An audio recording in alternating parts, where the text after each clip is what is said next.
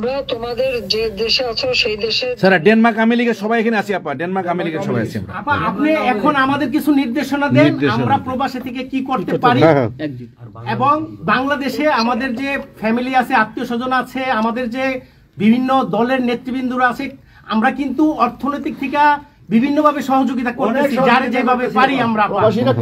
বাকিটা আপা আপনি নির্দেশনা দেন, আপনার নির্দেশনার মতো আমরা কাজ করব বাংলাদেশে এবং প্রবাসে। তোমাদের যেটা করতে হবে একটা হচ্ছে তোমরা যে দেশে আছো সেই দেশের আইন কানুন মেনে ইউতে ইউরোপিয়ান ইউনিয়নে যেখানে তোমার ওখানকার পার্লামেন্টে যেখানে আছো সব জায়গায় এই জনমত তৈরি করতে হবে। সন্ত্রাসের রাষ্ট্রে পরিণত করছে বা মানুষ খুন করছে, আজকে খুন করছে।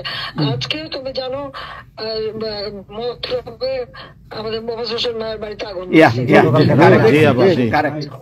এইগুলি সে করে বেড়াচ্ছে এবং সমস্ত এই ইচ্ছা মতো।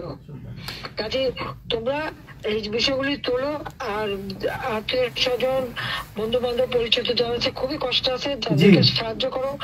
মামলা দিয়ে দিয়ে আমাদের নেতা কর্মীদের চরম হয়রানি করে যাচ্ছে, তাদেরকে সহযোগিতা করা, এই যে আইনজীবী ঠিক করা এবং আন্তর্জাতিক ভাবে কিভাবে মানে এদেরকে সব জনমত সৃষ্টি করা এবং সরকার যে অপকর্মগুলি করছে সেগুলি তুলে ধরা, এই কাজগুলি তোমাদের আমরা করব। আপা একটা জিনিস একটু সন্দেহ লাগতেছে আপা, তোমরা থাকবা, কাজ করবা, আর দেশের ভিতরে মানুষকে যে এই সরকারকে না তাড়ালে দেশের মানুষের মুক্তি দেয়, যে এরা জঙ্গিদের সাথে হাত মিলিয়ে এই নিউজ যাকে সবচেয়ে বেশি সুবিধা আমি দিচ্ছি, গ্রামীণ ব্যাংকে 400 কোটি টাকা আমি দিয়েছিলাম যখন 96 সালে সরকারে ছিলাম, ব্যাংকটা বসে যাচ্ছিল। আমাদের অপরাধটা কি ছিল? কারণ ইউনুসের কথায় তারা এই হত্যাকাণ্ড চালিয়েছে এবং সেটা তারা বলছে। 15 জুলাই থেকে এরপরে এই পর্যন্ত যত হত্যাকাণ্ড হচ্ছে, অগ্নিসংযোগ, সবকিছু ইউনুসের নির্দেশেই এই এত বুকের মায়ের কোল খালি হয়েছে, এত পুলিশ মারা গেছে, আর সব থেকে মারা গেছে তো আওয়ামী লীগের নেতা কর্মী।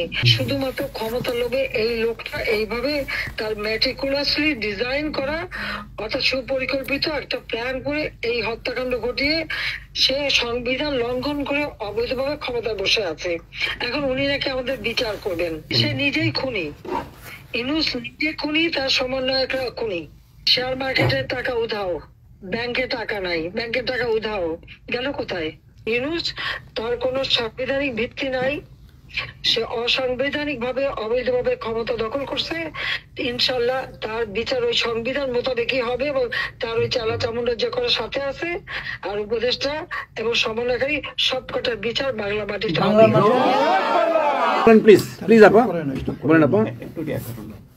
আমি যে কথাগুলি বলি রাখো, তোমার রেকর্ড করে রাখো, তোমার প্রচার করো, আমার আপত্তি নেই।